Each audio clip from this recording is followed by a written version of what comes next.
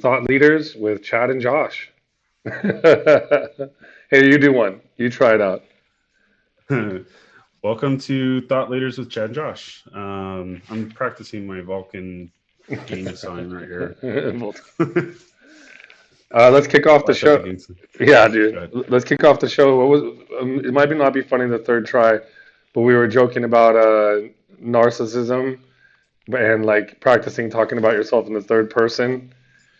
I think I ruined the joke, but it was, oh, we'll gossip. Well, We'll gossip about each other in third person. well, it's a marketing tactic, right? Where if you're trying to brand yourself, or the conversation came up, what should we call our channels?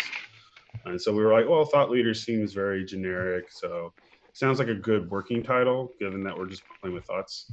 But Yeah. on the self branding end, I was joking. Oh, I want to do one called Joshism because it sounds like Mormonism or Judaism or something like that. But it's really just more about my rhetoric, my self talk, or whatever it is that I like to talk about.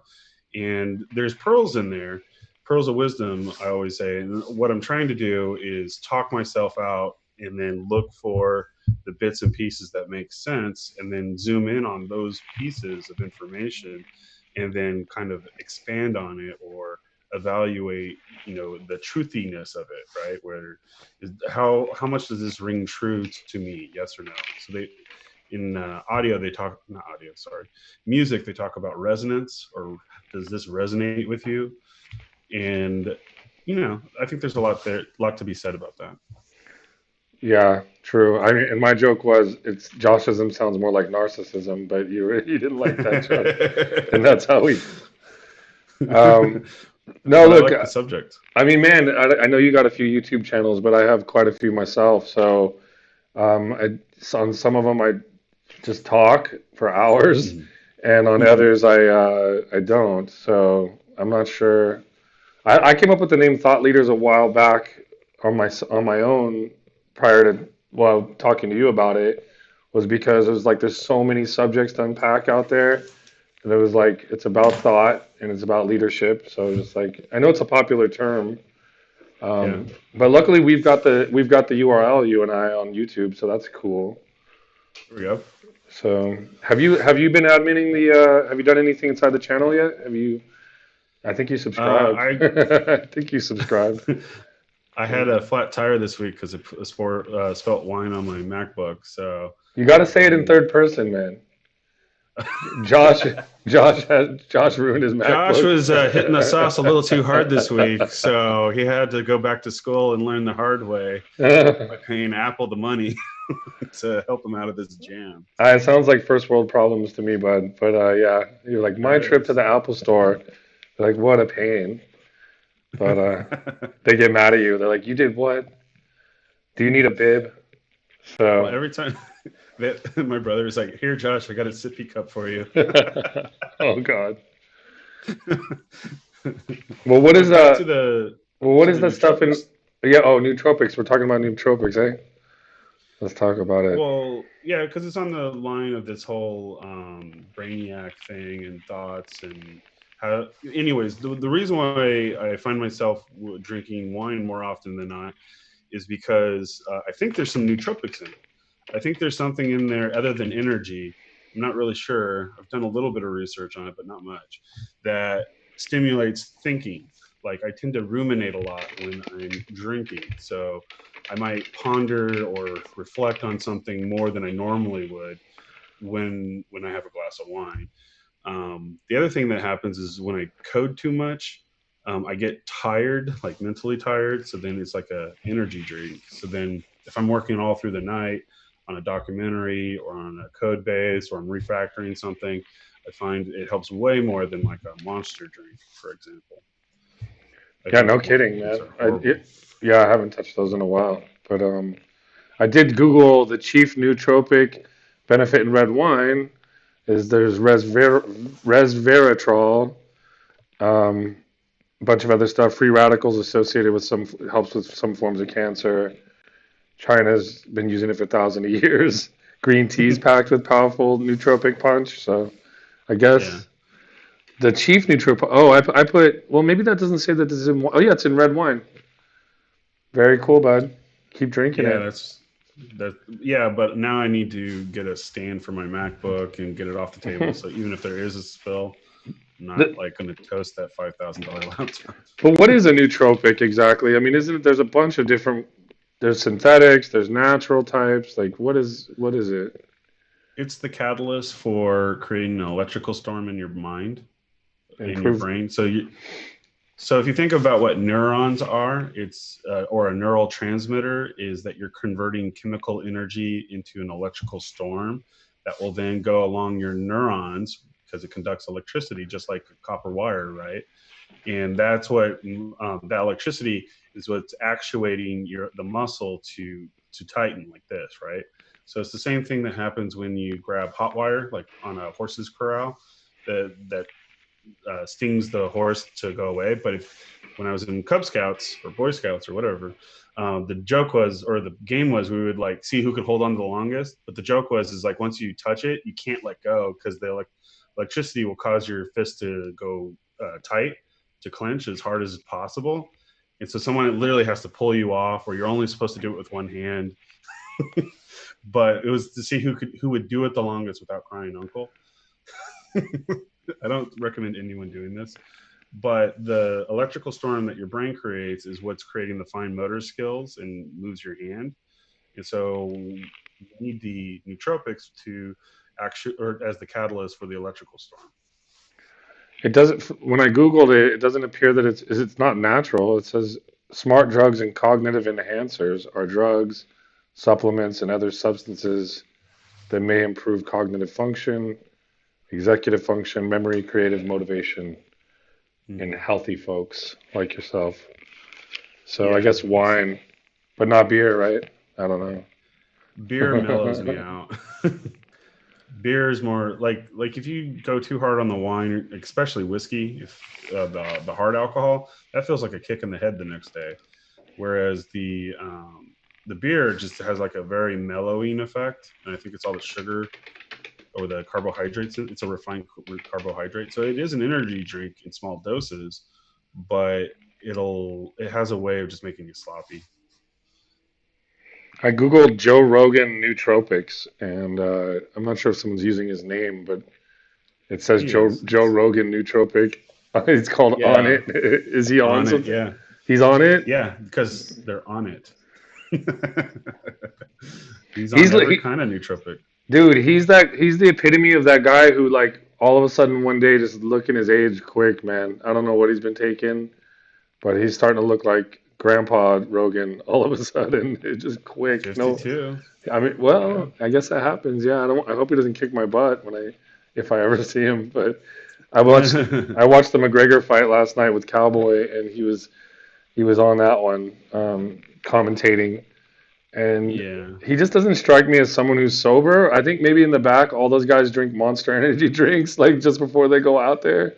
Well, Rogan's on testosterone, TRT. Okay, So that's synthetic, or steroids are just synthetic testosterone, right? So it's like a 22 or 24 carbon chain atom or molecule, sorry. And then as you snip off a couple of carbons, it changes from like cholesterol to testosterone to estrogen to whatever, right? So, um, yeah, he's on testosterone is what he's on. And so, and it's funny because now it has a look to it, right? Because it makes you more masculine looking or more muscular because it's not a catabolic, it's an anabolic steroid. So catabolic is for breaking down muscle tissue, or they use it for like asthma, for example, or allergies because it has a way of as an anti-inflammatory, whereas the anabolic builds up tissue like muscle tissue. So if you work out and you do the testosterone or the steroid or whatever, then you can get super ripped and really lean. If you don't, if you're just doing the catabolic, then what you're doing is if your blood vessels are dilated and so that nothing's going through there, then you use the anti-inflammatory to let the molecule through, right? But if you do too much of that, it's going to throw your hormones out of whack, And then like all of a sudden dudes will start looking like women because the testosterone will turn into estrogen, and then the estrogen will give you more feminine features. Both of them are hyper energetic, but that's when you go on a gender bender, right? I don't know And so about all then all that. these, huh? I don't know about that stuff, but I knew some guys who you could tell they took steroids, and I had a neighbor, and he was huge, man. But he said he had done it so long that he can't stop taking the testosterone because It's he not doesn't. true. He said he couldn't produce it anymore. Well, I mean, there is a withdrawal effect, and your testicles will start to atrophy. But they have other chemicals that will reactivate that Hmm. during the withdrawal. So then, really, what it is a glorified excuse to keep doing steroids. But I think most of your bodybuilders who do cycles properly um, tell you exactly how to turn what drugs to use in that stack and how to properly do steroids. But like The Rock, I'm sure is probably world class at this. Yeah, no, the guy's huge, dude. The guy's he's doing it right. I don't think it's necessarily something I would do, but it's interesting that people. Well, I think the human species as a class of like they modify their own physiology, even or they do drugs and alcohol to try to like manage their mentality. Is Hmm. I know that we're not the only species to do it, but it's a pretty small group. Well, we Like, do it to other species, like breeding dogs, for example. When we domesticate animals, it's a breeding program, is what well, it is. I meant more like using drugs and alcohol, and I would classify injecting yourself with testosterone as some form of drug use. Yeah. Like modifying your physiology, which also modifies your mentality, your mind. But the very fact that even our musicians use drugs and alcohol to change their perception of the world is again, it's not we're not the only species that does it, but it's not common. Like you don't see like my dog doesn't drink and write music. So Well, technically, take honey for example, right?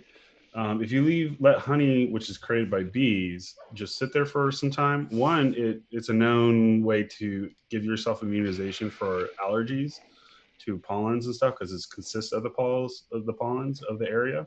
So you always want to get local honey to give yourself the enzymes and the antibodies to deal with the pollens. But two, if you let it sit there long enough because it's sugar, it'll turn into mead, right? And alcohol. It'll just refine itself because the bacteria, the yeast will find it and it'll start consuming it and then it'll convert into alcohol naturally. In fact, if you were a brewer, you're going to do this intentionally to manufacture beer and wine. So bears or other animals that come across the honeypot might get drunk if it's been sitting there long enough. And then that causes them to seek it out. yeah, I'm muting one of my rescue dogs is having a party outside, so I might have to bring her back in. No, I remember once I was at one of my offices in Ocean Beach, and I guess they have a someone imported wild parrots or brought parrots, and then they kind of took over. They weren't supposed to be indigenous, but I remember hearing there was a tree in the back of my office at the time that had little fruits, and they would go rotten on the vine, right? But every time, same time of year, about I don't know, a few hundred of these parrots would come and just eat these fruits and get. And I looked outside, and I thought it was like my window got dark, and I thought Yeah. it was like about to rain, but it's like all these parrots, and there's like the whole tree's full of them. And I remember watching these parrots, and they're like, "Tick, tick, tick, tick, tick," they're making weird noises, having a good old time. And man, Oh, it's a after Hitchcock movie with birds. pretty much, and then right after that, they would completely decimate the tree's fruit. It was gone within about 30 minutes. But like, they would get drunk on this, and like a couple of them be flopping out of the tree and falling on the ground and then flying away. We're a wild bunch. They all took off, all drunk in the sky. Look, it's And manna from the sky. yeah, so I guess I that's why I said not all species. Maybe they're not gonna go and like, you know, make the stuff, but they know when it's around, they will use it. I don't know. It's They sure true. do. Now that you mention it, my buddy had a Pitbull, and he used to give it beer, and that darn thing did like to drink. So, all I right. think there's nootropics and all that jazz. So yeah, that's an interesting topic, but yeah, And man. it's good too for the probiotic because it's breeding the type of bacteria you need in your stomach in order for your body to metabolize food properly. Because apparently the bacteria is not just in your stomach or your gut, it's also inside your cell. So those are called mitochondria. And without the mitochondria, and you actually inherit these from your mom, for example. And without the mitochondria, that's the powerhouse of your cell that allows you to produce energy. So when people get super overweight, they need to start taking probiotics, like acidophilus, for example. So I would take every time I like notice I'm getting overweight. I used to think it was what I was eating, which is partially true because salt and sugars can kill off bacteria. But if you add a probiotic back into your diet, then you get healthy function again, and then it starts burning off fat like that without exercising. And so then it's just a combination of calorie restriction and probiotics will win the day. Interesting. I think a few minutes ago it dawned on me, and it just redawned on me that we should start off the show with "We are not doctors and we are not experts." Like let's just back it up. We would talk about steroids, nootropics, probiotics, losing weight. Like whoa, let's just Well, that's why I threw it onto don't listen. on my blog. It's like shit I saw on the internet. Yeah, don't listen to me. Google this yourself. But Exactly. that's cool. Well, these are some of the topics I've been running through. And so back to the branding stuff, like apparently Back to the depending on brand. what your diet is, it can breed a certain degree of narcissism. It seriously could because like if you start doing like too much alcohol and you're ruminating, at some point you're going to start thinking you're God. Oh yeah, Or yeah, like Manson would had a really funny joke. like He said, Kanye "Hey, West. Kanye West." A lot of those guys, when they get a little bit of power and a lot of attention, it goes right to their head, the ego, and then eventually, again, your brain is going to elevate your intellect to the level of the highest God.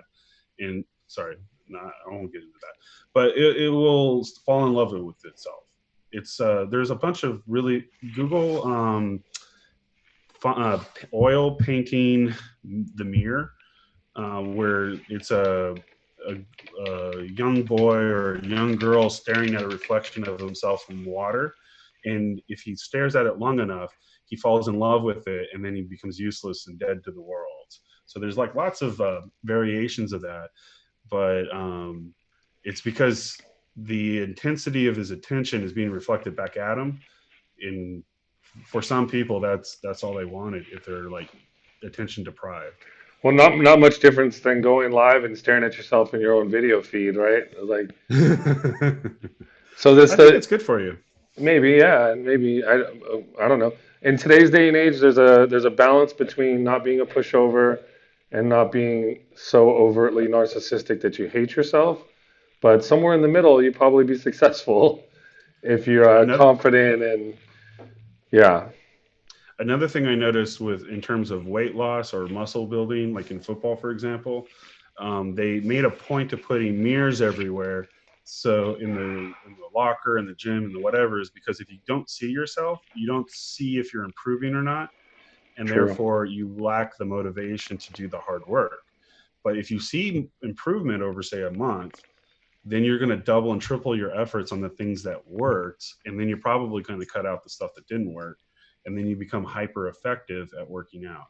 So they always say, like a lot of bodybuilders, when they stare into the mirror too long, start to fall in love with themselves. Arnold Schwarzenegger, in his book, Total Recall, which was a pun on his movie Total Recall, but it was total recall of his life after the heart surgery and the governorship and all that stuff. He talked about how he when he was a young boy he would put up photos of bodybuilders all over his wall, and his dad, who was a cop, thought he was kind of gay, saying, going like, what are you doing, like, why are you idolizing all these men? And he was like, well, I'm not sexually attracted to them. What's going on is that this guy has the obliques I want, this guy has the glutes I want, this guy and he was trying to imagine what he wanted to be. So he wanted to look at it because he physically in the mirror was not what he wanted.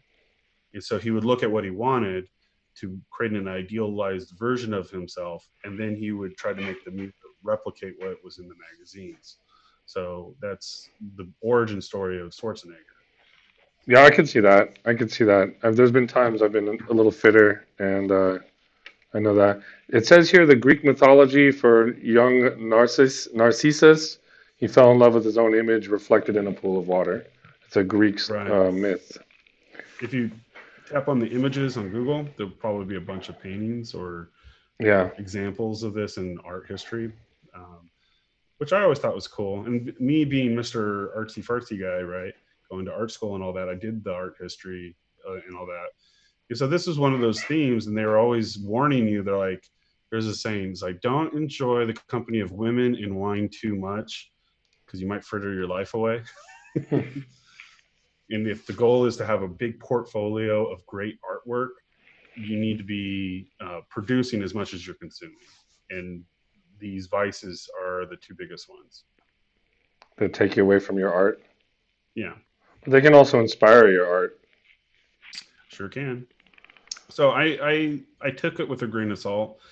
For me, I like to play with these ideas anyways, and but I would constantly be called narcissist because if I was drawing myself a lot, and the reason why I was drawing myself as opposed to other people was because other people get mad if I start drawing them without their permission. And so then I would just draw myself thinking I'm giving myself permission to draw myself. But then other people would look at it and they'd go like, what are you doing? You're such a narcissist. You're like in love with yourself and stuff. I'm like, so Well, is that the is I that mean, the strongest insult you got? some of the best, I guess, psychiatrist gives out medicine, right? And a Mm-hmm. psychologist he does talk therapy usually, he or she. But the better ones that I've ever talked to through my life, friends mostly, they say that these classifications are just generalizations. There's really no such thing as disorders. So, I think it's a I think when you say when someone is playing doctor, um, they're not necessarily trying to cure you of anything. They're trying to harm you by using these labels to label you as something negative, as a pejorative, as opposed to an affirmation of some sort. So they're trying to tear you down. They're not trying to build you up. So it's back to the steroid thing, the catabolic versus the anabolic. Whereas if someone's trying to build your confidence up, Tyson talks about this with his coach Cus D'Amato in the movie. Uh, was it just Tyson or something with Spike Lee? But anyways, he was talking about how he had really poor self-talk, where he just thought everything was bad, life was going to be horrible. He grew up in poverty. He had all these issues. He was already in jail for robbing people. He's a big kid, and he got into boxing. By the time he got into Gus's hands, Gus said, "You're a champ. You're a winner. You're a warrior. You have the spirit of a warrior. I don't care how big and strong the other guy is. They don't have your spirit. You know." And he would build them up, and then that changed his self talk into Gus's talk, right? for sure. Yeah, You that's make a champion. yeah, definitely an amazing guy through most of his career. He had some big slip ups for sure. Yeah. Well, Um, he attributed to Gus dying as why he fell off the path because he didn't have that constant reinforcement like building him up all the time anymore. Now he had to stand on his own 2 feet, and he fell hard, victim to envy, pride, prejudice, the whole thing, all the deadly sins. well, a lot of it I think is self talk is also self esteem. So if you have an external person in your life talking at you, building up your self esteem, you could definitely crave it and it can build you up. But yeah, if that Use it as a person crutch. leaves, well, yeah, I mean, it could be called a coach too. There might be Yeah. times where it feels great and it's beneficial, but yeah, you got to learn to build that up internally yourself as well, It's or the same else. thing with the steroids. It's like if you don't do the exercises that give you the natural testosterone or the work, right? Like heavy, hard labor, yeah, you're going to not look as masculine as you want to look. Let me ask you And a question. so, Let me ask you a sure. question. The narcissist quiz. I have it up.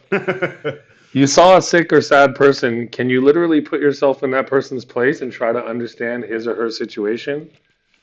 Yeah, I'm pretty good at that. Okay. There's only 7 questions, so Sure. you ready for the next one?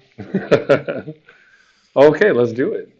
Most of the time, I take advantage of others to achieve my own ends. No. And there's I no always most of pay the for time. everything. Okay, we'll just put false. You already failed the narcissism test. Oops. I mean, come on, you can't. You got both those wrong. You're not going to be a narcissist like that. Well, I know I'm not. So Well, maybe a narcissist knows how to pretend.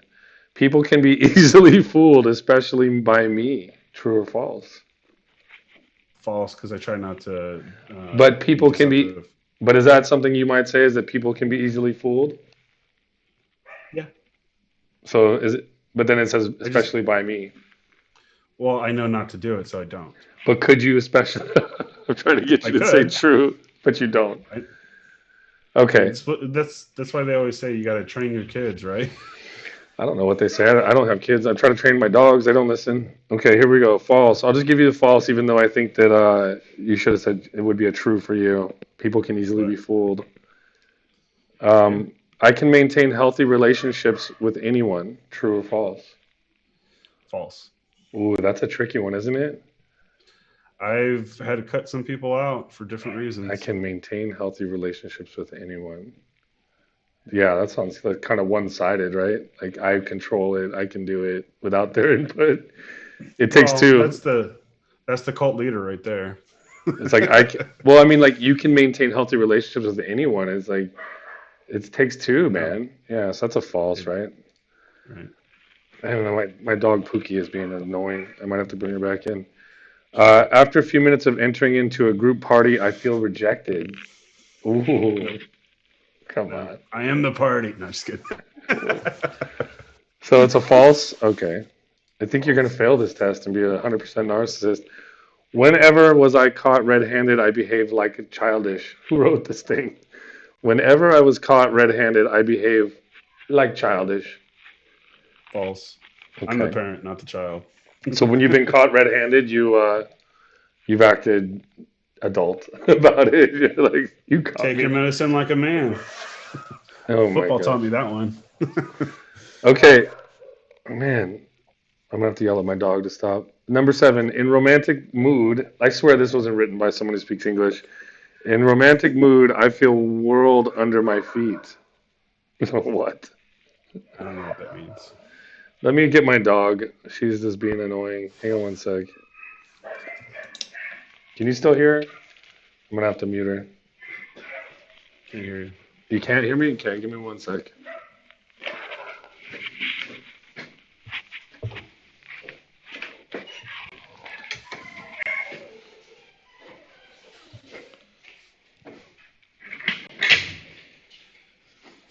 Oh.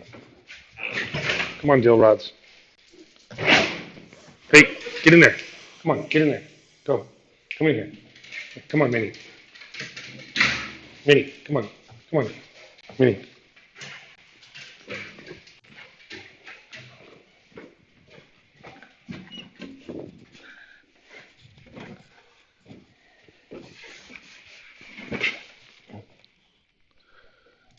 A true narcissist would have sang a song or something while I was Well, gone. How you doing? You should have I was sang a song. looking. I was looking up for some of my artwork to show you, but you've seen some of it. I'm sure you know. Yeah, because that's what Thought Leaders is all about. Is Josh and his Yep. art. In romantic mood, I feel world under my feet. I'm gonna have to answer this one for you and say when you're in a romantic mood, you're probably drinking wine, and I don't know what. Well, the Zuckerberg or the Andy whatever his name that was playing Mark Zuckerberg at F8, their Facebook's big conference, right, a couple of years ago, and he gets up there and he's like, "Well, as we all know, I'm working on a new feature for Facebook. It's called the slow poke." And the slow poke is for those nights when you drink a little too hard, because every guy who drinks 2 beers turns into a horn dog. What? So it That gives you happened? 24 hours for you to sober up before you poke this person and realize you're a moron and you shouldn't Who have said done it. that? Zuckerberg said that? No, Andy something from SNL, Oh, who's oh playing yeah. pretending to be Mark Zuckerberg, which is kind of appropriate for this conversation where we're supposed to talk about ourselves in the third person. Right. I guess this. So Yeah. So Zuckerberg let Andy do it. that'd be worth watching, dude. That's Andy Dick. You mean right? No, Andy something. Oh, the other German guy, sounding name. the guy It who was a kind of looks German like him, sounding name. the guy who kind of looks like him a little bit. Yeah. Um. Anyways, I guess there's a question number 8 on this. If I've been criticized while discussing or talking, I will respond like a cool boy. This is the worst quiz ever. You know who wrote this? Some Valley Girl. That's No, what this sounds like. someone from outside of the U.S. wrote this. If I've been criticized or discussed while talking, I will respond with anger or just yes. You'll be cool about it. I usually crack a joke. So you'll be cool about it. I feel arrogant because I deserve it. True or false? This quiz sucks. False. It sucks, man.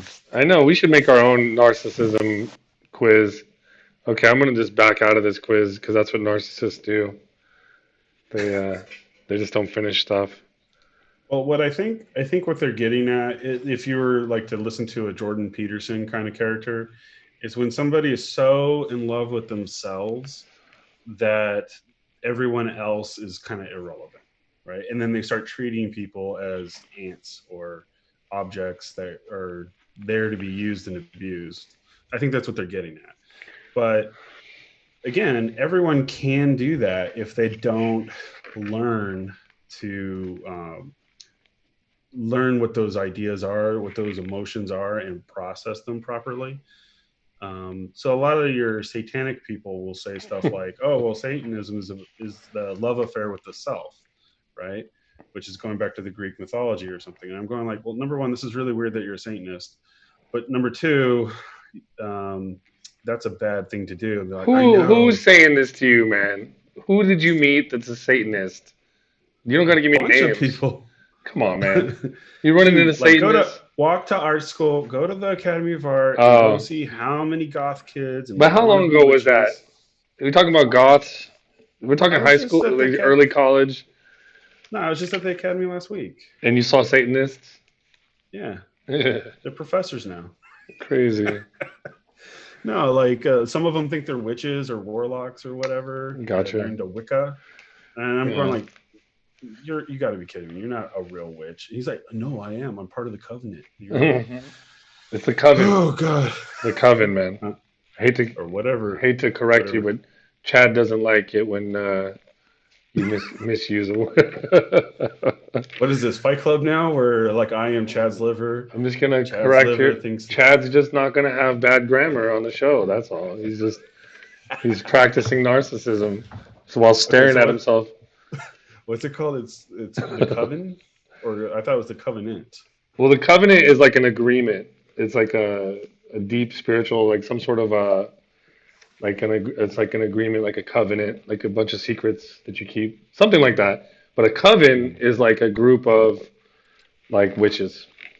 yeah, and he kept telling me like Reading. There's like a whole mountain filled with them, I like a know. But mini they're coven. but that's more like meth addicts. Like, okay, I've been to Reading. If we're talking California Reading, Well, case in point, meth, right? it's just that you Adderall. hold up your coffee, you're like meth. No, What sorry, I is don't a do group that. of No, but warlocks called? I don't think they're called a coven. I think they're called. Anyways, I'm all over the road. What were you yeah, saying? me too. So, so back to meth. But like, what is Adderall? It's a methamphetamine, right? What is speed? A methamphetamine. It's just slightly chemically different, so it's no longer illegal as a Schedule One drug. So chemists are sitting there playing with the molecule, adding a carbon, taking a carbon off, adding a helium or a hydrogen or something. And then they can manufacture legal meth, right? It's called Adderall, and they call it medicine for kids with ADHD, attention deficit disorder, or something like that. Which I don't even think is a real disorder. I think they're just bored as f being in this class, and they get dosed with the drugs because they're not paying attention. Well, I So mean, they, yeah, no one blames the way society has evolved with so many triggers going on, like so much media, so many tools to, be entertained. No wonder kids have ADD, quote unquote. But right. I find it really sad personally when I meet someone and they're like, I'm putting my kid on drugs, and the kid's like 8 years old, and like, I'm not, no offense to anybody that's had to do it. I never really thought that that was necessary, but who am I? I don't have kids, so just feels weird. Feels like, Yeah, I mean, I scoff at it myself, but I always have to remember that, hey, we all take drugs. They're just different drugs. Like sugar's a drug, salt is a drug. If chemically speaking, there's a lot of salt a chemical drug. energy. I don't mean to call you on everything here, but I'm just gonna Google every word you say. Is Okay. salt a drug? No, but I know what you mean. Like if it modifies your behavior, then it's some sort of a you're Well, calling it a everything drug. is a chemical. Everything is a chemical, or all molecules have chemical energy, and when they mix and match, they produce strange effects in the biology. So you have to be very aware that everything affects you. Water affects you. Lack of water affects you. True. Protein affects you. Vegetables have chemicals all day long. It's like a pharmacy in there. Yeah. If you don't like shrooms, right? All these things affect you Well, and they alter your mood. maybe that was my point earlier. Not so much about like a random bear will get drunk off of mead or somebody's pit bull doesn't mind drinking beer, but that human beings are getting pretty hacky at really trying to modify the runtime of their pituitary gland. If you Yeah. really think about it, humanity might be, on a general sense, might be pursuing not a happiness pill, but like the perfect storm of like clarity, dopamine, not sad, not too happy. Like if they came out with that drug tomorrow, I imagine a lot of people would want to take it. If it had no side Well, effects. well, Facebook, right, is a drug if you ask me because it causes with the more likes you get, the more nootropics you get, right? So it might be in the form of feeling good, but the feel good is really what do they call it? The dopamine. You're getting a dopamine hit. Yeah. Video games stimulate your mind for the dopamine hit. Like I can't take an iPad away from my kid when he has it. So now I have to make him earn it, or else he would just play video games all day long if I let him. And so I have to limit his screen time. I have to make sure that he's doing all the productive things before he gets any screen time. And taking that iPad is worse to him than a fight, being sent to his room. I mean, that is just is pure terror to him to take that thing away. Wow. And so we have to be very careful with these things. Well, it's interesting you brought that up. That Josh brought this up. I'm talking to you about the third person. Josh is so system, and it'll give you like metadata about your physiology. Like, Google, Google Berkeley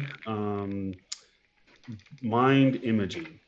Um, so there, it's on my blog too, but I was going to make a video about it. But essentially, they could pick up the electromagnetic field coming off of your brain waves, yeah. right, and then convert it back into an image and see. So what they'll do is they'll show you an image of a bird or a face or something, Right, right. then take the stimulus away, and then try to see if they can replicate the image from your brain waves by mapping your brain. Yeah, I've been studying fMRI for a while, over a decade now.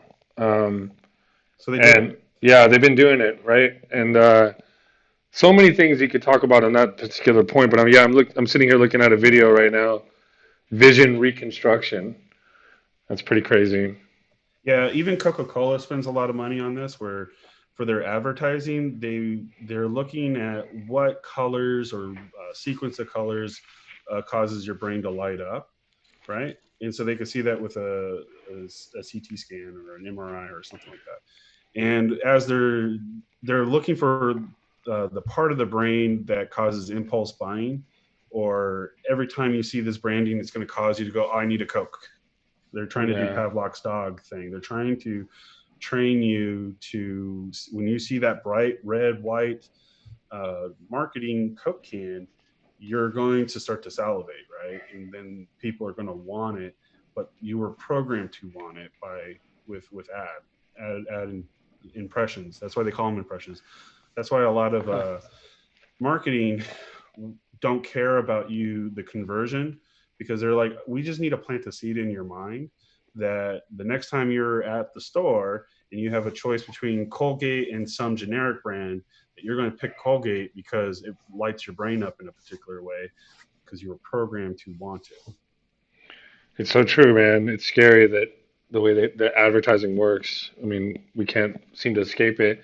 But like, kind of like what you were saying about like when you want to work on your fitness and maybe you have your mentors up on the wall and you want to look like them and eventually you look like that. You're looking in the mirror a lot.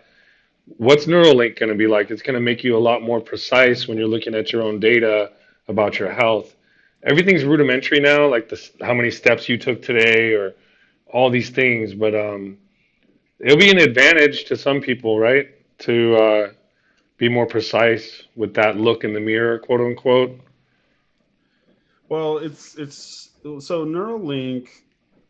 Elon Musk was saying that, hey, basically Neuralink is a projection of your, like, social networks play to your, what's the system called? I forget the name of it, but he mentioned that it's just getting into your nervous system essentially, and there's a interview of him talking about it.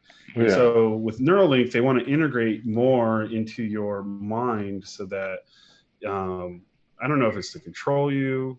Some people say that that's what the NSA and CIA and friends want.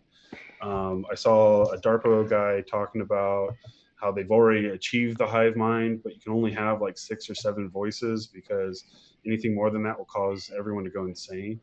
nice, And so, nice. but now that Elon seemed, if I didn't know better, I could have swore that all those brilliant guys that have been feeding the DARPA guys all the stuff are now using Elon to go execute on their ideas. Like, oh, we're going to the moon, we're going to Mars. Here's a rocket ship to do it. Here's what uh, something von Braun from the 1960s head of NASA was talking about. And look, in 2020, it looks almost exactly the same. Elon saying almost the exact same words as von Braun did back in the 60s of the entire plan. Like, so you're kind of going like, so did they shelve these plans, or did they just lack the technology and they were building out the componentry?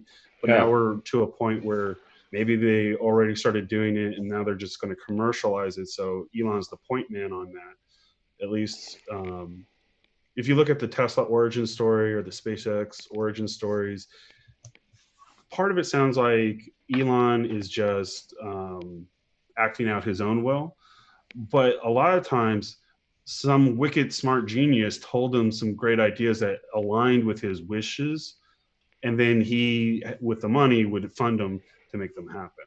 So that's why he always would point to, well, I like more of an Edison than a Tesla, even though I named a car company after Nikola Tesla, and he was supposedly the real wizard genius and Edison was the real world business guy that would just, but they did a wizard fight warring over AC versus DC. So it's interesting to hear Elon say that he likens himself more to an Edison than to a Tesla, because the guy who invented Tesla, he was a professor and he convinced Elon that you could do the wicked fast cars, and he was CEO for a while until, but he didn't know how to run a company properly, and Tesla was going broke. So then Elon pushed him out of the company and took it over. yeah, yeah. I mean, so many words taken in and out of context can you can really paint a story. Right. Did you see the videos about him when he was getting interviewed where his heart was broken and stuff? That was pretty relatable. Yeah. Yeah, that was pretty relatable, that guy. So, All the SpaceX stuff. Yeah. I mean, to your point about was this technology ready in the 60s? Probably not. The advent of the web and open communication has evolved people's ability to leap into new faiths. And it used to be TV where we watch Star Trek, and eventually we go, oh yeah, we got mobile phones, and and people adopted things slowly but surely. I mean, look at the state of movies today and how freaking high tech they are and forward Right, thinking, right? And so, right. and these kids are growing up like they can't tell the difference between it. Definitely, innately, we know that this has been generated in three dimensionals, which has physics, and it looks so richly real that it must have. It's a lot more believable than reading something in text and being like, believe in some guy in a faraway heaven. You know, no disrespect to God or any of those other imaginary things that we grew up with. Hmm. Like as a child, I had to look in a book and try to imagine what the words were saying. You know, as whereas Right. nowadays it's like they paint some like the new Spider-Man that's coming out. Like it's just whoa, man. Like it's like come on. Yeah, I mean, if you ever listen to George Lucas talk about blockbusters and Star Wars and Indiana Jones and all this stuff, he's basically saying, like, I used to think that I needed more technology just to do my job, and that eventually um, technology will get to a point where you didn't need artists anymore. And he was kind of sad about that because he likens himself to a filmmaker, hence Lucasfilm. So he thinks of himself as an artist more than anything else, right? And but what he came around to the idea was is like all that happens is as the technology improves, it makes the artist more efficient. And so then you're dealing with some really high level artists that are teched out, right? But they're producing just mind bending imagery, right?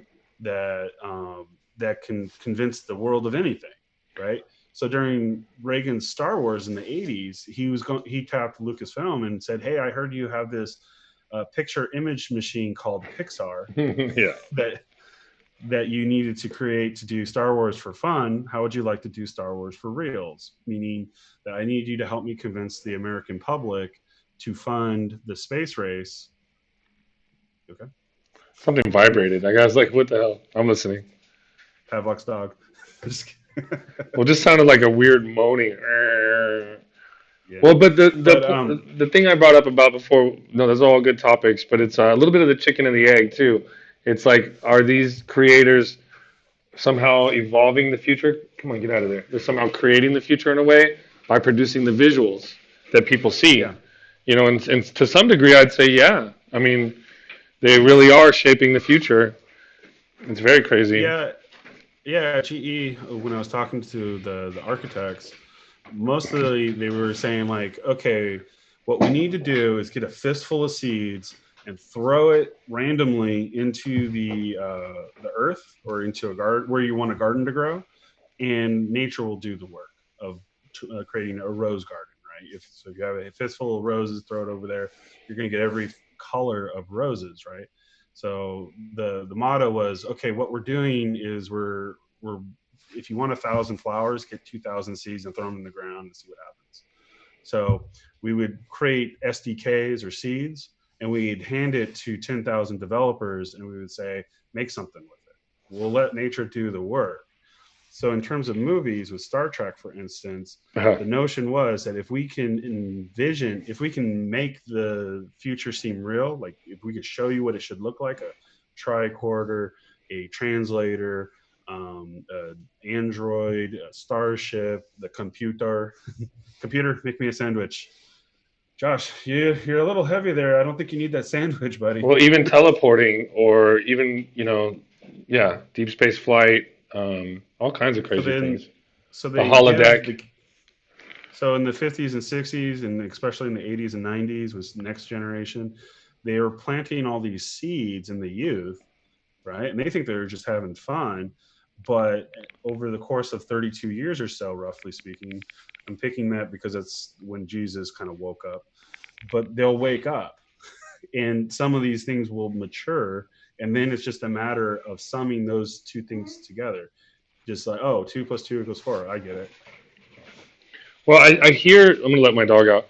I hear a lot less of the term science fiction nowadays, to tell you the truth. I really don't hear that used as much as it used to be.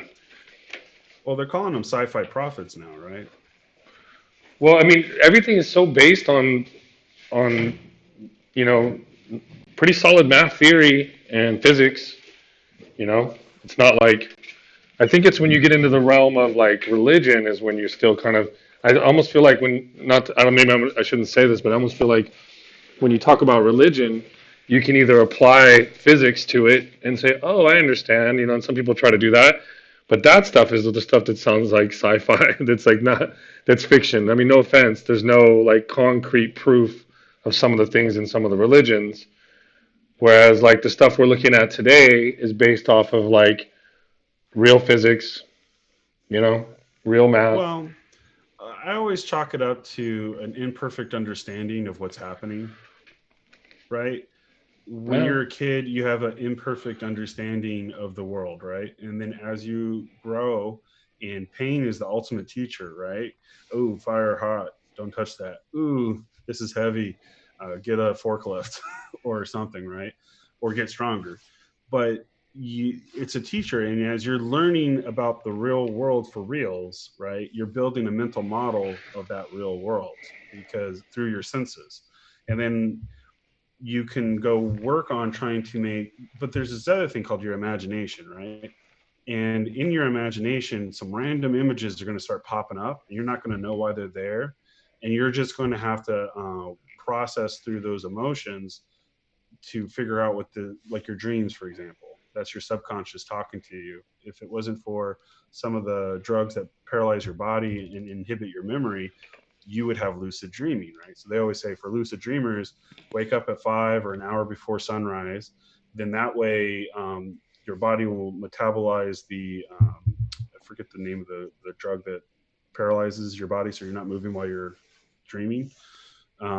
As that metabolizes away, your memory is intact enough to remember the dream and maybe even take over the dream and start flying, for example, like Neo in the Matrix.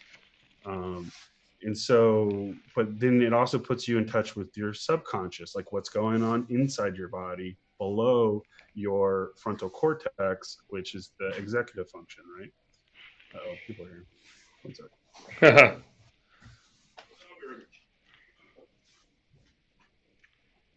so this is where I'm saying now that I have the full microphone, I'm just gonna just talk, sing a song to fill the void, and just instead of just sitting here like. No, I take notes on a lot of our crazy topics here, and some of them. Oh, look, Oh, he's I'm back. back. Okay, Josh is back. That was an awesome 15 seconds. I just filled the air. I was just talking about nothing. What do you think of the lucid dreaming stuff?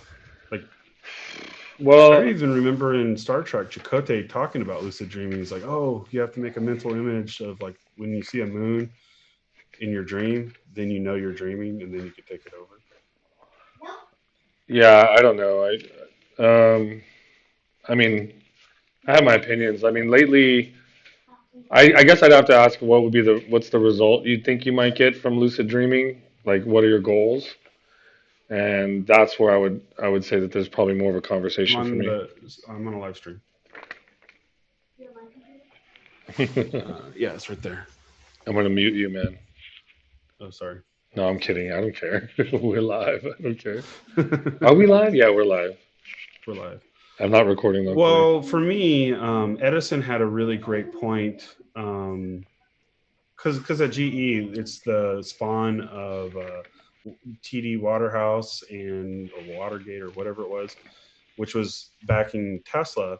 But Edison was the Edison company was they were merged in together to create General Electric. So they would name all the conference rooms after all these people, and they would also famous scientists and different business leaders. And if you and they would love to tell you all the origin stories. So one of the origin stories of GE is Edison, and he would talk about how he would sit in a dark room. He was trying to induce in lucid dreaming is what he's doing, but he's sitting in a dark room during the daytime while he's fully awake. He or even at night, he would put metal balls, like three of them, in his hands, and he would rotate them around in a circle to kind of keep his hands busy. And then he'd have a metal plate underneath uh, his hand on the floor, and he would just sit there and ruminate or think through, let the dreams start to happen, and then when he dropped the ball, it'd wake him up enough, and then he would repeat the cycle for another 30 minutes or so. Yeah. Cool. No, I That's where mean, you got the light bulb ideas from. so look, you asked me what I think about lucid dreaming. Yeah, I absolutely, more than just the definition that I'm looking at on Google here, which is just, it's, it's described as aware of that they are dreaming. It says, during which the dreamer is aware that they are dreaming. So, like you said, a lot of times you can get that while you're waking up. So, for the past few months or more, I've been listening to audio files on headsets while I sleep. And it's a kind of like a guided. I don't know if I'm getting into really deep sleep. It's probably keeping me awake. But I've had a lot of dreams where the dreams were enforced by the audio. So I've listened to everything, of course, some affirmations as boosters, but some stuff about systematization, very long stuff, couple hours about discipline, and I've had several dreams that I remember where like I'm in like either an educational environment or a business environment and I'm talking to this guy who's giving a dissertation and having conversations with him. Mostly can't get a word in edgewise, but a lot of the dreams have been shaped by this. And then truly when you do, you connect a bunch of audios with your headset, you wake up at different moments in the different audios, and sometimes I shuffle them around. And certainly there is those quiet times, like if it's a binaural beats when you're kind of waking up, or if the guy's talking about like the discipline one that I listened to that's like 2 hours long, you wake up in different sections of that, and you're actually finding that's in those moments you actually get some real wisdom, some real pieces that'll stick with you for about an hour. Like you wake up and you go, hey, the lesson I learned last night, this morning was this. And it's usually something that you could, that's not so like profound, but it's like concrete enough for your morning. You're like, okay, I'm going to go talk Yeah, to the team and tell them this. So you're programming yourself, right? to a degree, Which is from, Pavlov's dog. well, no, Pavlov's dog. I guess, but Pavlov's dog, he rang a bell and he put like hoses in their cheeks and see how much they salivated when he fed them, and then he counted how many times it would be until that conditioned response went away. So I don't think that's Hmm. the same as enforcing your subconscious with materials that you want in your head. Whereas when you're in your waking day, you're getting nothing but advertising and forced information Training. coming at you. Well, they're training. You're training yourself on a particular subject by forcing the knowledge into your mind, and then you're letting your subconscious process it to Something like pick up that. the Yeah, cherry pick. it's certainly brute force, and it is repetitious. So yeah, if you want to change your who you are, I think you really got to try to meet it at the subconscious level too. You can't just. That's why people don't lose weight. Even though they have all the books or all like the training, or they go to the gym, maybe they still have bad diets and they don't change. So there's Hmm. something deep inside of them that they could probably re-encode. What So I find about when people are stuck in a bad rhythm, it's because life has this kind of inertia behind it, where once you put something in motion, it stays in motion, right?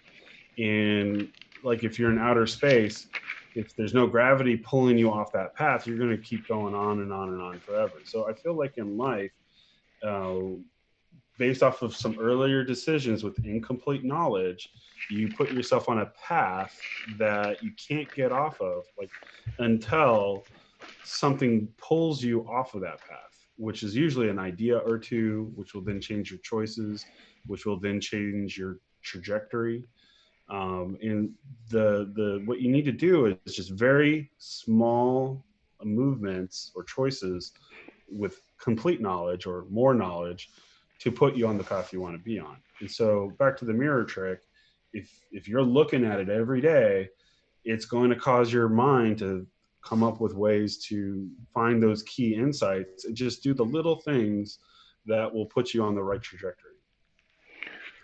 yeah, whatever right is. I guess it's just a lot of times the luster of life. You think you want to go become X in your career, and you have a fantasy of what that is, and maybe like a not a very clear image, and then you get after it, and down the road you go, you know what, this isn't exactly what I envisioned, and starting businesses can be like that. Hello, hello, hello. Can you not hear me? It froze out for a second. You were saying? I was just basically saying that in my early days in entrepreneurialism, everything was born from the early very raw feelings, you know, and a Mm. lot of it is not. It's like I always liken it to fantasy versus reality. So Mm. you also your ego at the time. So you want all your friends and your family to see you as a success in business, and it's scary. And you start out and you have this picture of, hey, if I'm an honest, hardworking person, business will just go really well for me, and I'm going to be famous and successful. And then along the way, you start finding all of these roadblocks and things that really push ethics, and then you find yourself doing the busy work and the late hours and making all the mistakes that then eventually read the books and they're like, try doing this instead of doing that. But eventually you become more of a realist, I think, as you evolve than someone who believes in fantasies. You still have to conjure up the fantasies once in a while when you want to start a business or a product. But a lot of times, especially in the stage of my careers, I start with the realism now and go, okay, you can go become anything you want, but just know that it's going to come with some things that don't look so like people. Oh, I want to be a doctor or a lawyer, but there's so many things that come along with that that are not exactly, Right. conducive to happiness, or you didn't think it through all the way. So just be careful. I guess this is what you pick. Yeah, I mean, when I was young, I felt bulletproof after football. Like after 4 years of football, being one of like only three guys to get through the whole program without breaking a leg, with only one concussion, One but still concussion. still a two-way starter, right? You learn a lot. So I felt bulletproof at that, but that's not what I wanted.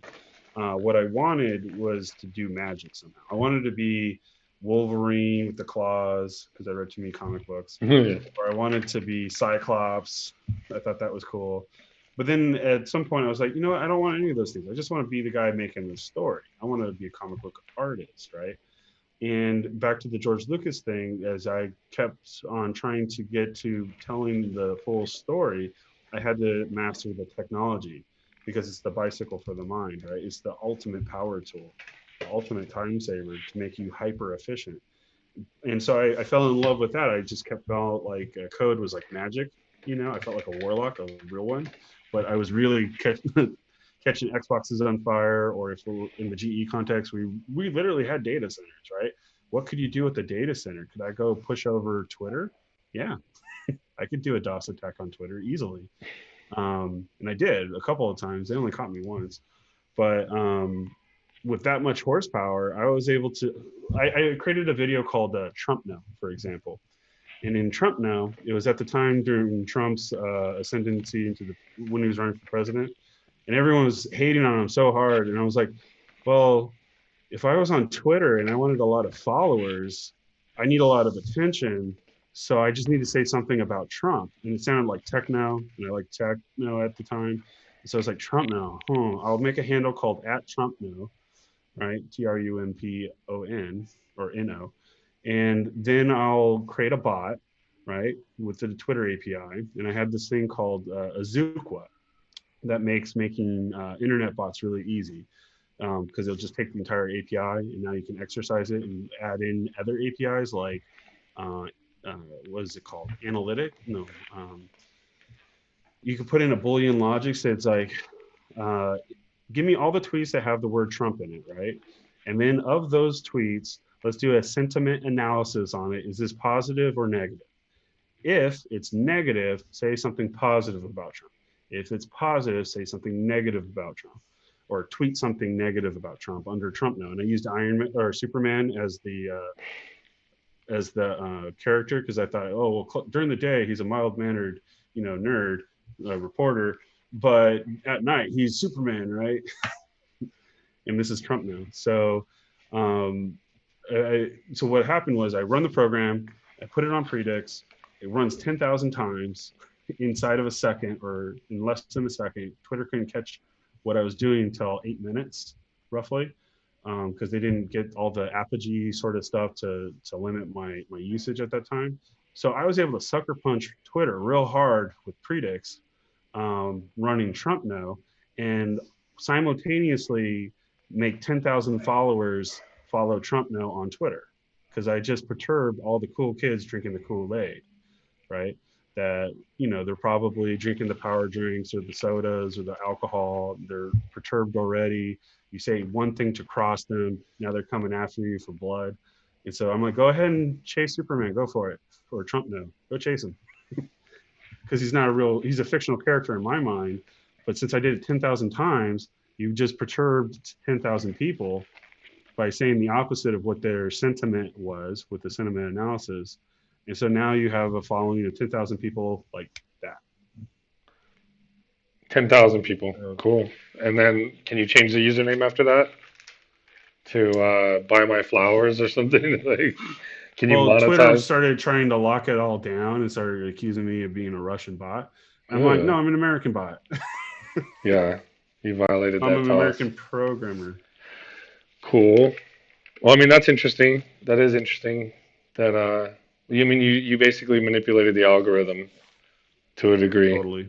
Yeah. And you could still do it, right? Because then when Twitter was trying to lock me out, it would send me emails and they're like, "Are you sure you're not a robot?" I'm like, "Yeah, I'm sure."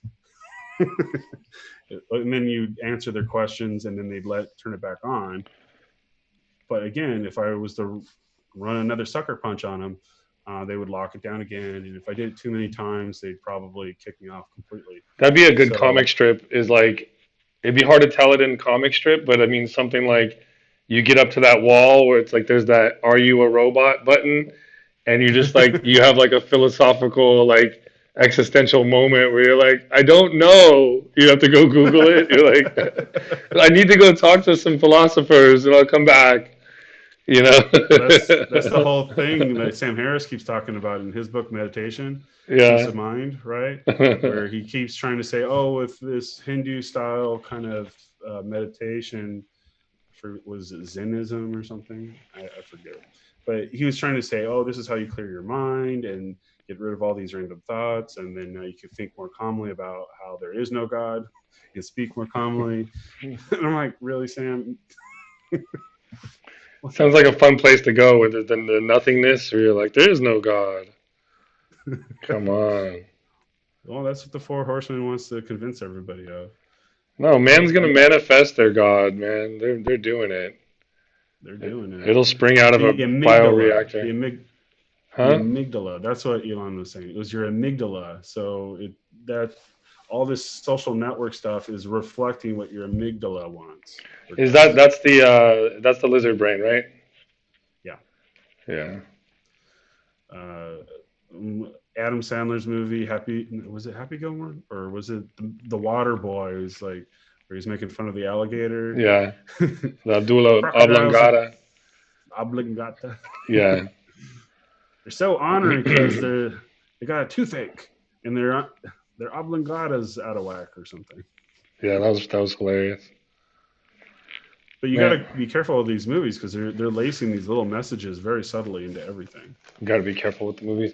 But what happens when you don't partake in the mainstream mind meld of information? You become You have peace of uh, mind. yeah, but you also starve possibly. Like if you don't like, let's say you don't want to work in technology anymore. What are you gonna do? Go work a minimum wage job at a McDonald's? Like, how are you That's gonna? exactly what I would do. Yeah, sure. I would go start making bronze statues and start selling them for some real money. Okay. Right. But yeah, I guess if you try to check out of the mainstream, you really could, but you might really not know what's going on. I mean, You would find out real fast that you have nothing but time, right? It's not that we don't have enough time for anything, is that we waste so much time on things that don't matter. they don't So things that don't matter. like that was the whole point of Tom Cruise's movie The Last Samurai, where he was so worried about all these things he couldn't focus on the sword fight he was about to engage in, so he kept getting his ass kicked. Pardon my French. And so then eventually the kid had to stop him and go like, "Listen, no mind, no mind." And he's like, "What do you mean no mind?" He's like, "You're everywhere, but here. So pay those things no mind, and now you'll be a world class samurai swords fighter when it counts, right?" And then all of a sudden he starts whooping the samurai, right? Because he's no longer distracted. Yeah. Well, that's kind of counterintuitive to our channel here. That, at least in my mind, the thought leaders stuff that I'd like to see is getting good at prediction, so that we can look back and be like, hey, some of the things that we thought that we researched that were going to come to pass. Look, they did come to pass, and maybe in this way or not that way. But yeah, I mean, it's dangerous to only focus on the now in a world where if you get lost smelling the flowers, you will, like, especially in our careers, if you don't keep inducting more information, then you become obsolete, you know? Well, at some point, if you want to be the thought leader, that means you got to be original. That doesn't mean you got to be the follower where you're chasing everything all the time. So back to Edison, Original. he wanted to be the guy who created the original idea. And it turned out the original idea was buried in his subconscious. So he would use lucid dreaming to pull those ideas out and then make them real, right? Yeah. So it was a method for creating patentable ideas or copyrightable ideas that are so unique that he gets all of the credit for the next 135 years or so in the form of royalties or in the form of patent. Anyone infringing on your patents now has to pay you. It's back to wizard fights again. Yeah, and back to lucid dreaming. So, I've been inventing for a long time too, and some of the best stuff I come up with is either in the shower because there's no phones and the water's like sort of hitting the back of the brain there, and I've had some pretty deep thoughts, some good ideas, and then also, I get yeah, a, in the morning. I get a lot out of driving or bike riding or running because when I'm in motion, it seems to be I'm firing off the neurotransmitters anyways. The driving just happens to be like you're either dropping adrenaline because you're going so fast and you can get like crazy scared if you do the wrong thing. So you have to be have 100% of your attention on it. But once your hands and feet are busy, then your mind is free to roam, right? And so I find when I'm in motion doing some exercise or some driving or whatever, I'm coming up with all these crazy cool ideas, and then it's a race to go find my notepad and jot them down. Yeah, interesting. Yeah, no, I mean, there's those moments and when you're waking up in the morning, your mind has been working on whatever was a big problem you were trying to solve, especially if you're an inventor like Edison and you don't have the day-to-day distractions, that you will find these moments where the answer will become clear. And it happens to me a lot when I'm trying to solve systems for like weeks at a time. So I get that, and it's iterative. But I just want to say one point about you said a thought leader is someone who thinks of something that's original. That's not what I saw in Google. So if we use Google as a definer in some cases, that's another argument. Like, how did Google become the authority? Is it because of this crowd-based, the crowd mentality? Is it number of impressions of data? Well, are you familiar with the Google origin story? Well, of course, man. But I mean, I'm not sure we. Okay, tell me what's the You do Google? realize that while was it Sergey or Larry? So they're They were both creating PhD, a brain, yeah, a mind, right? That was but the NSA put them up to it. okay. I'm sure. Um, Well, no, they seriously won grants from some DARPA guys to go index the library or something, or to index the DARPA net, so that they can find stuff. They had too many ideas; they couldn't sort through them all. And so, somewhere during their PhD, one of their professors supposedly, I don't know, supposedly told them, "Hey, you can go get some grant money for your PhD, so you can stay here and have more fun." And in the process of doing that, they came across this challenge to go scrape DARPANet because it's a university. They had access to DARPANet. They were doing research, right? They're always using the universities to do research. So then they're like, oh, well, what if we just like uh, took the HTML out of the web page, right? So now it's text. We process the text, look for keywords, and then we save an index pointing to where we found this, right? So then when you type in a keyword, then blah, blah, blah, the rest is history. So they were doing this at Stanford, and they got so crazy popular at Stanford because now all of a sudden these research kids could find, what they were looking for at a much faster rate. But then I guess the dudes from DARPA got wind of this, and they did give them the grant for solving the challenge. And then they said, hey, we got these other problems that we think we could use Google for. Hey, let's get some investment. Hey, have you met this person over here? Hey, this guy's a VC. He turns all these crazy military ideas into technologies slash startup funding stuff. So that's a lot of the origin stories of the venture capitalists. Even is that on the West Coast and the military branched out over here, they were working with the universities to create some cool technologies, and so they would let you in on some of the problems they were trying to solve, and now you're incorporated into the military industrial complex, whether either just by showing up for your PhD or by winning some of these grants. Okay, cool. And Hello, so back, yeah, and hello, so hello, hello. yeah, I hit the mute button. Oh, there you are. Some of my doggos were barking it up. So look, before we go deep into NSA stuff, all right, and start getting picked up in the keywords and whatnot, um, Sure. let's just be clear on what a thought leader is, okay? Because we are thought leaders, and it's going to be a lot of things, right? So not like we got to be clear on it, but I mean, like let's give a quick little rundown here. There's people who call themselves thought leaders, like they have their own websites and they define it. Wannabes. Okay, let's There's let's a lot of wannabes out there. yeah, but let's also assume that the guys coming up top on Google who have some pretty good blogs and some pretty good Facebook pages, that in their area they've defined it. Okay, so before we go Yeah. calling everybody a bozo, let's I just didn't look call at him a what. bozo. Well, I know, I but I'm said want to be. okay. Yeah, all right. So the wannabes, okay. Yeah. Um, let's also like realize that there's probably some people that are thought leaders out there. Yeah. So there's the base definition that comes back in the dictionary from your friends at the NSA, Google. Uh, one whose views on a subject are taken to be authoritative and influential. That's it. So that's all that is. Then there's some longer ones, but I get your point on it being an original thinker. Um, but I also, for Creative me, thinker. a creative Critical thinker, thinking. critical thinking. Okay, for me, a thought leader in our industry is someone who's like, "Hey, I have a thought," and then they can predict the future with pretty accurately because they think a lot about a lot of different things, and they go, this Sure. could come to pass. So maybe that's more of like a future teller or like someone who's trying to use the web as an oracle, or I don't know. But a thought leader, Oracle is Oracle.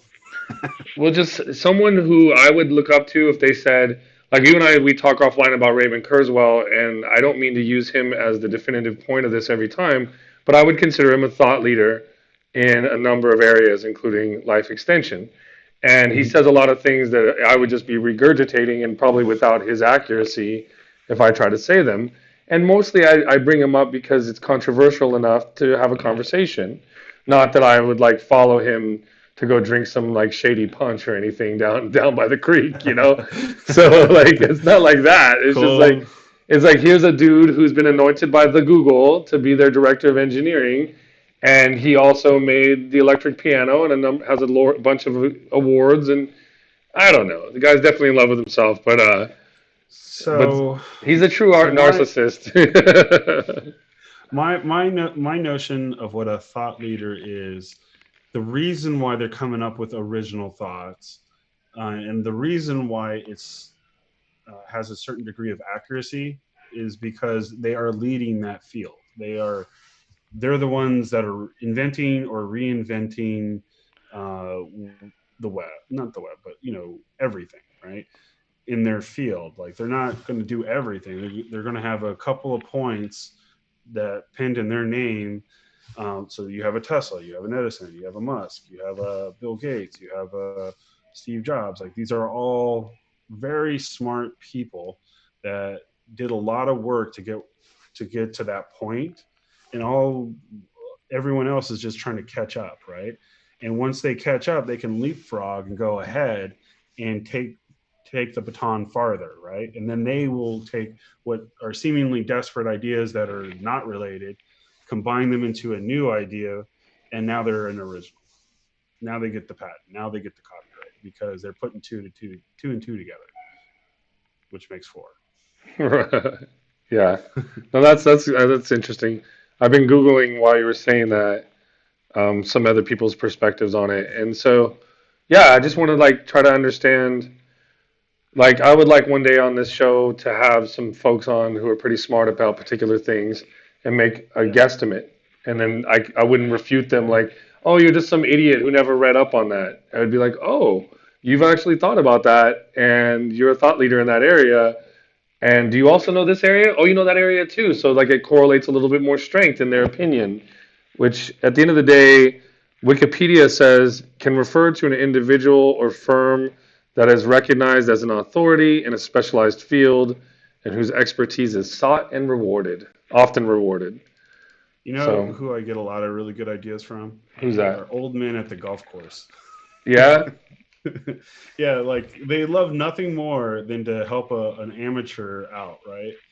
They're like, I have 40 years of golf knowledge in my head, and I needed to distill this onto someone, and you are it. And so then you're like, if you just let them like kind of coach you and give you some pointers, you can save 40 years and improve your golf game at the same time. That's good stuff. Yeah, there is something to be said for like listening to the seniors. They've which we're becoming them, right? We're getting older too. We got ideas. Right? Um, so, like with that said, what do you think? Without at the top of your head, like make a prediction of the next 10 years. Just do it. Just what's on the top of your head that you think? I don't know. Could be I'm anything. gonna cross some lines. Don't let me. Well, okay, then. Well, then I'll put some parameters. What do you think laptops will be like in 10 years? Will Back to they? that mind imaging thing that I mentioning earlier. I can't see what you're googling or not googling because I'm just on Zoom. But Yeah. the fact that they can reconstruct your mental image based off of the magnetic electromagnetic field that you already have suggests that there should be some sort of interface between you and it. If you look at a lot of those robotics with like fake arms or whatever, they're able to tap into your nervous system and send electrical signals back to your brain that could tell you if this thing's hard or soft or wet or cold or hot. And so through this interface, Neuralink, right, you should do more of a mind body meld with computing age image. The question is, are you going to let any old computer into your mind? And I think the answer is no. So you have to be very careful about that sort of thing. But I think that's coming. Oh, Chad walked off. I'm guessing his dog was making noise. Yeah. Sometimes they start barking up a storm, and it's just literally a storm of barks. I just wanted to make sure there was Yeah. nothing bad. But I hear you. I heard what you said there. So I think Now, that's coming. I think a lot of stuff around space is in ten coming. years, I think it's happening now. So I don't even think it's a. I think it actually probably happened 10 years ago. We're just now becoming aware of everything they did. yeah, let's keep it like out of the dark room where only certain because like I always make that analogy to myself that like on my desk over here I've got a couple AI systems that are early stage, but the guys at Yeah. Google and Amazon, the actual executive in charge of the teams probably has an unrestricted version of the very same personal assistants, and he's probably gonna if he's not going to be today, probably going to be tomorrow. He'll have like an interesting conversation one day in his office and be like, he'll shut the door and that thing will just start telling him stuff like, "Hey, did you know that Bobby was 5 minutes late because he was really doing something else and he doesn't like you?" And be like, "What?" It'd be like Well, he's that's like, what we did at Yammer. We that's what we did at Yammer, where we built in all the Big Brother controls that would produce reports about what the employees were talking about all day, okay. and then I would hand it to the manager and say, "Do you want to know what they're saying about you behind your back?" And did the manager want to know? Well, then they say, "Well, if that's the case, because they gave out Yammer for free, right? They Mm. said anyone with a work email can sign up, and then only people in that work email, kind of like the social net Facebook origin story of Harvard emails, but they were doing it with companies. And then they thought, oh well, we'll invite all the employees. The employees will start chattering about whatever, but hopefully they're doing productive stuff. So instead of it being email." It's now more like a Facebook clone, which they already know and love. So just clone it, but make it for work, right? Which they did. And then once there's like 30 or 50 employees generating some chatter, then we would go to the manager or director or VP or someone and go like, hey, how would you like to know what your employees are saying about you? And then they were like, I would. And they're like, okay, $10 a head. And then the company is now sponsoring the chattering, right? And then we would provide the reports and help sum up, all the information floating around inside the company. So then when we wrote Stinky to grab all the SharePoint users from Microsoft, Microsoft started noticing Yammer started not sucking off, sorry, sucking down or pulling down all of their contacts, and then the users would disappear from SharePoint. So then Microsoft would look at where did all this go, and they would say Syncky's IP address registered to Yammer. So then they're like, we're buying you. Okay, we want our users back. And now it's part of Office 365. Crazy. So when you're touching Office 365 or Skype or Yammer or any of these things, just realize that's all being boiled up into a report somewhere. Of course. Yeah, everything digital is being reported on. So this technology, this mental re-imaging thing, what kind of name do you think that is? So laptops still are a thing, but they're not the thing. Is that what you think in 10 years? That there's like a neural interface? Is that what you Well, mean? were you able to? I think that you're just going to think thoughts. You're not even going to have to talk, and you're going to start communicating with this thing. And this thing is going to send subliminal images to your mind. Subliminal or straight to your auditory? All of the above. I think that they're working on all of those things, but I think actually what it is just an electrical signal that your nervous system will interpret however it interprets it. So the communication layer will speed up. It won't be in like very latent words, like won't be audible as much. And if it'll be maybe there will be some audible going really fast, but there'll be all the in between space too, like feelings maybe even could be encoded. I could foresee beyond 10 years, not within 10 years, that you could say, I want to feel what it feels like to be in love for the first time again, or Mm. lust, and then it'll send you a feeling of love, right? You could say, I want to feel surprised, and it'll send you a feeling of surprise, right? Some people like adrenaline, so they want to be scared in a scary movie, right? I hate scary movies because then, like half the time, I feel like they insulted my intelligence. It's like that wasn't scary, please. Hmm. I'm scarier than that, right? This is the football Josh talking. Josh played too much football at this point and learned how to control his adrenaline. So now you gotta get really scary. And then like The Ring, that one just freaked me. It just creeped me out. It took something I loved, like the notion of like children. You're like, oh, I love children. Children are fun. It's fun, fun, happy. And then they creeped it out. So now every time I saw a little girl with her hair wet hair done the wrong way, I legitimately got freaked out. And I was like, that is a horrible idea. But yet some people love that. And so, anyways, you could almost pick. It's almost like picking a flavor of ice cream, but in terms of emotions, and you can just re-experience them. Yeah, so and then with the things like Neuralink or Neuralace or whatever, as things get smaller and cheaper and they get subcutaneous, let's say that happens in 10 years. Not for everybody, but some people. Like it becomes a competitive thing. Like I find out instead of guys buying Apple computers and having the edge on whatever type of computing they're doing, they start buying like the Apple version of the Neuralace or whatever, and it's subcutaneous, and they're starting to get an edge. So then this competition of have versus have nots, like, well, I got to come up with the money, and I got to compete so that I can work and I can, have a job. So there'll be a class of people who take on these advanced technologies, but then you talk about, hey, separating yourself from what has really become an ad-driven world that's tracking you. You can't, or else you'll starve, or else you'll just be the have-nots who are over here growing tomatoes and have no idea what's going on over there in the hyper world, if you will. So Well, I mean, like I said, for me, that always goes back to art, right? Where if I was to get away from technology, I would go back and do sculpting. I would go back and do where I'm literally taking charcoal and making like 10 cents worth of paper and charcoal and making a masterpiece that's priceless. Like Yeah. picture of James Well, I mean, Gandolfini. you probably love what's his name, that one billionaire who's on Shark Tank, the owner of it, the founder, the main owner.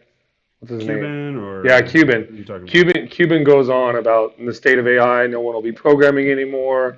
In the future, artists will be the most important people. Like you must have heard all that, right? He seems to believe that. That's that's the Luddite dream or promise, right? Where the notion is that the fallacy is the Luddite fallacy goes something like, okay, well, once you have people that are no longer able to make money from their skills, like the tailor, for example, once you have a sewing machine, do you really need the tailor?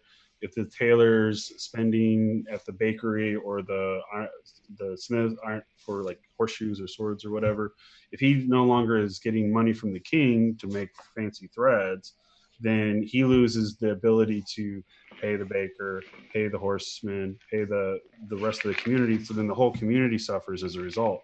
So they started rebelling and destroying everything.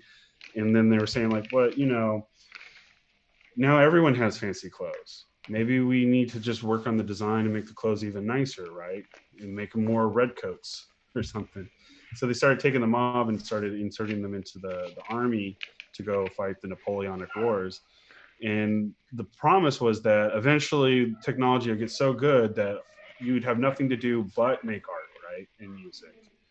Except we never seem to get there, according like to George Lucas's point. It's like all it does is make the artist more efficient and more profound and able to make these super realistic sci-fi movies.